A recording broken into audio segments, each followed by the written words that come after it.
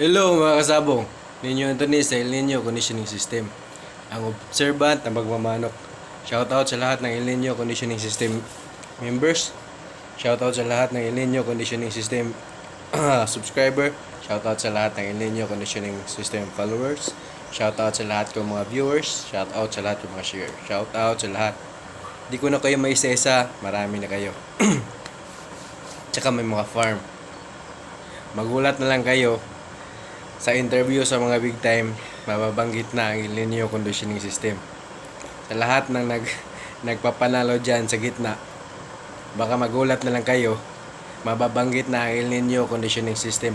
Kung di man El Nino Conditioning System, adrenaline rush. Kasi may mga farm na nag-approach sa akin, nagpa-member sa akin, at lumalaban sila sa gitna. At maayos ang score, nag-update sa akin, maayos ang score. Ayaw ko lang pangalanan kasi malalaking farm na lumalaban sa gitna. Manood kayo sa mga interview sa mga big time. Pag magbanggit ng adrenaline rush, member ko yan. Pag magbanggit ng El Nino Conditioning System, lalo ng member ko yan. Kaya manood kayo sa mga interview, sa mga farm, sa mga na lumalaban sa gitna na nagpapanalo, mababanggit din nila ako, El Nino Conditioning System. Kasi member ko yan sila. At nag ano rin ako sa kanila. Sabi ko, sir, kung aayos ang score nyo, banggitin nyo naman ng El Nino Conditioning System para marketing na rin para sa akin kasi ako nga wala akong trabaho. May anak akong special child, PWD. Ay hindi makalakad. Yun ang inalagaan ko. May knowledge ako sa uh, handling sa mga sa pagkondisyon ng manok. Pag handler, may knowledge ako. Ang ano ko lang, hindi na ako makapag-handler sa mga farm kasi may sa sitwasyon ng anak ko. May anak akong inalagaan, special child, PWD pa. So, kaya sinishare ko knowledge ko through social media at ginagamit ko rin siya para kikita rin ako. Magpa-member lang kayo sa akin. Magpa-member kayo sa akin sigurado papalo ng pinakamalakas manok nyo. May mga farm na ako na nagpa-member sa akin. Nagpa-member sa akin farm. Nag patulong kung anong sistema ko, paano ko napapanalo ang mga member ko. Kaya yun, may mga farm na nag-approach sa akin. Kaya magulat na lang kayo sa interview sa mga bagong mag-champion sa gitna ha. Bagong mag-champion sa gitna. Mababanggit na ang adrenaline rush. Mababanggit na ang El Nino Conditioning System. Manood kayo ng mga interview ha. Manood kayo ng mga interview. Marami na dyan mga farm nag-approach sa akin. Ganyan lang hinihingi ko pero madagdagan. Kasi ang mga farm may mga sistema na yan pero madagdagan pa ang sistema nila dahil sa El Nino Conditioning System. Kaya kung gusto nyo matuto, magpa-member na kayo. Ganyan lang, sigurado, gagalaw ang manok nyo. So ganito guys, kung ang manok nyo, nasanay nyo na sa mataas na TP, na nasanay nyo na sa mataas na TP, so ang pagbaba naman ang problema. So kaya niya ang mataas na dapuan, ang bagsak naman niya ang medyo masakit sa paa kasi mataas eh. So ano ba gagawin natin para maiwasan sumakit ang paa ng mga hinahanda natin? So comment down below sa may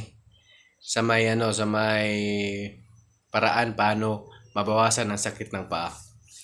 Ganito po yan. I-share ko sa inyo. Pag ang manok din nahandahan nyo yan, alam niya kontrolin ang bigat niya pababa at paakyat.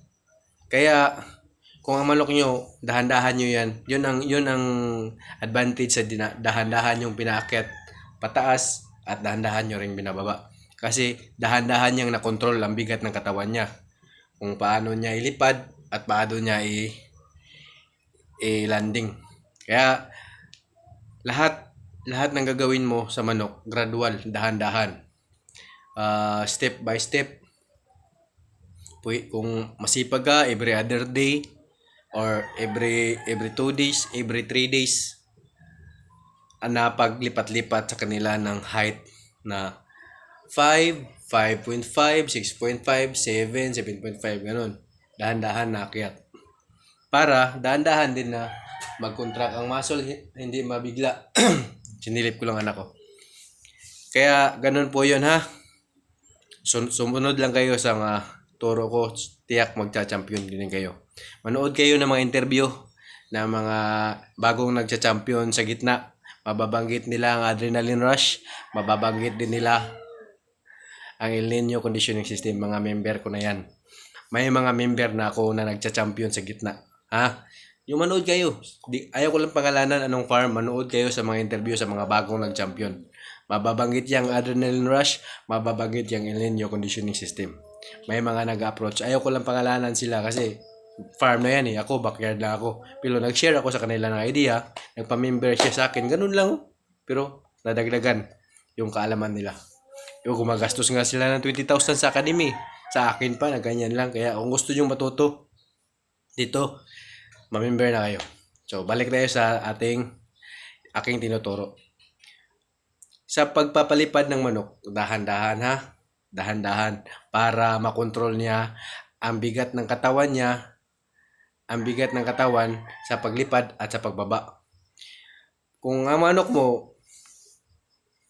talaga, nahirapan kontrolin ang bigat ng katawan niya, kaya masisira yun dito.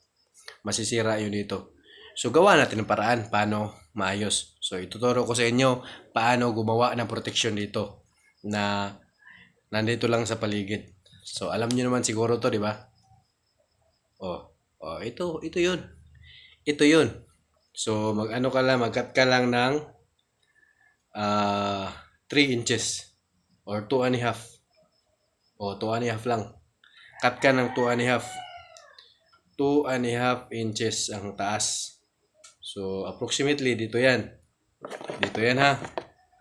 Turuan nyo kayo para kung hindi man marunong ang manok nyo mag-maneuver sa bigat ng katawan niya, kaya ang bagsak niya palagi malakas, kaya nasisira yun dito. Hindi niya kayang i-maneuver yung katawan niya. So, ito mataas na mataas na. So, basta ganito lang, mga 2.3 ang 2 inches and 3 centimeters. 2 inches and 3 millimeters. Kasi 2.5 centimeters nga pala ang 1 inch. Ito ha. Ito, malaki, mataas na to. This is almost 3 na to. So, bawasan natin ng konti. Dito. Mga 2.5 inches siguro. Yan. Tapos, gumawa ka ng butas para sa paa. Sa paa ng manok ha. Butas para sa paa ng manok. So, gano'n na lang. Ito, lagyan mo ng allowance dyan. Lagyan mo ng allowance para makapigil. Tuturo natin sa inyo para hindi magkakatibak ang paa ng manok nyo.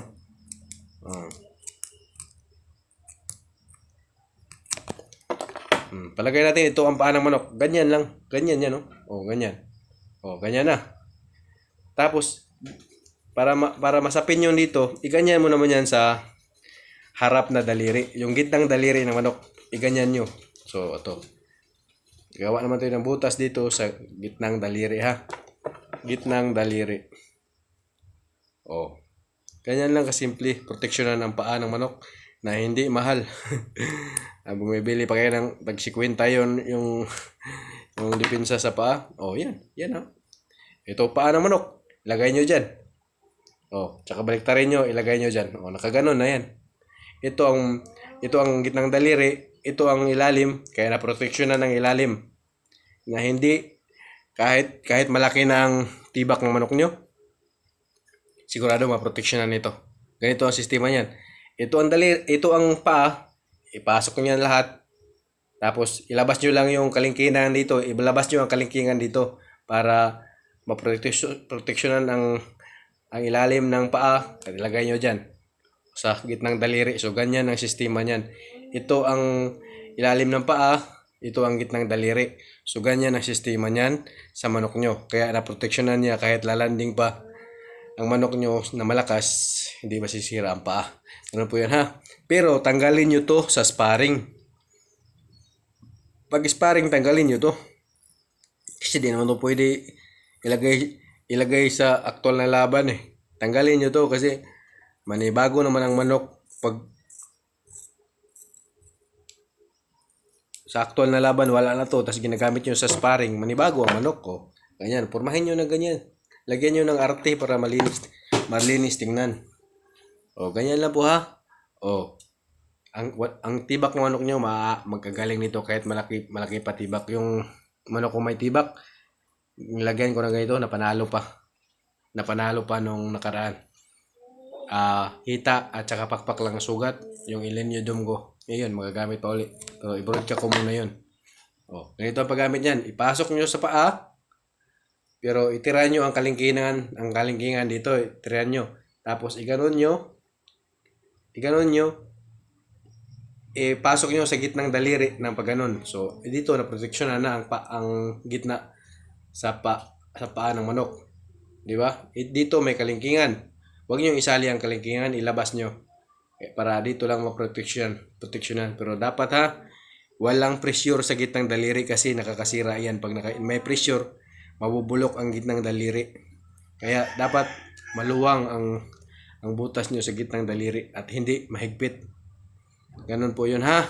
Kaya ito, ang proteksyon para kahit mataas ang dapuan sa manok, pagbaba niya, kahit mabato pa yan, hindi yan masisira ang gitna, ang talampakan ng manok nyo. Yan. Kaya kung kayo magpamembro kayo, gusto nyo malaman ang sekreto ng Ilenyo Conditioning System, bakit ang mga big time nagpapamember na sa akin, kung ayaw mga nalalaman sa gitna, dahil yan sa sekreto ng Ilenyo Conditioning System. Magpamember muna kayo para kikita naman ako. Kasi sa YouTube wala akong kita dito. Wala akong kita. Binabawasan nila palagi ang aking revenue.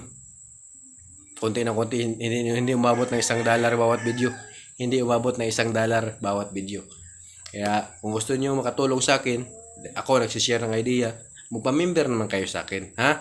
Kasi marami na akong farm na lumalaban sa gitna, nagpa-member sa akin. Makinig kayo sa mga interview sa mga bagong nag-champion. Adrenaline Rush, tsaka Ilenyo Conditioning System, mababanggit yan dyan.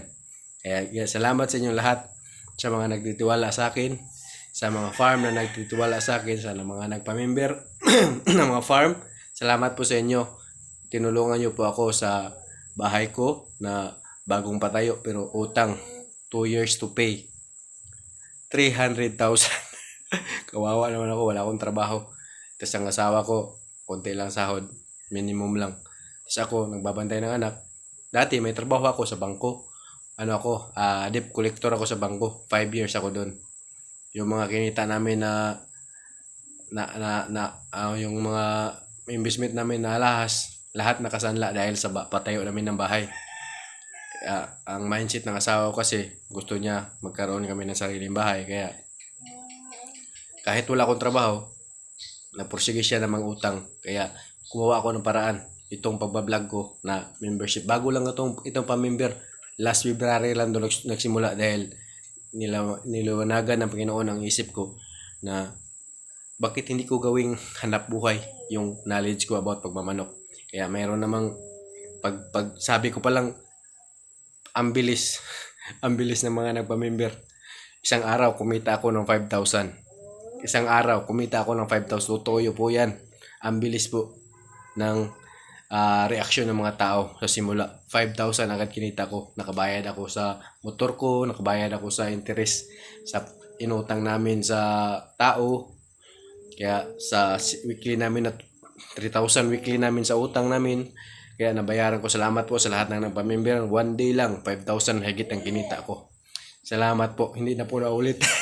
Kaya gusto ko magpamember kayo.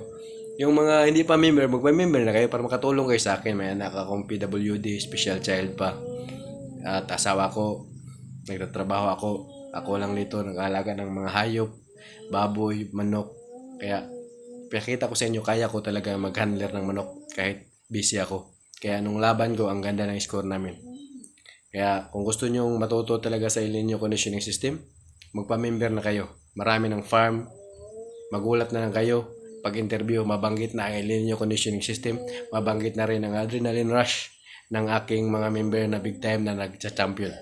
Kaya salamat po sa inyong lahat. Salamat po sa mga farm na nagtiwala sa akin. Salamat po sa mga backyard at sa lahat po ng mga nagpamimir sa akin. Maraming salamat po.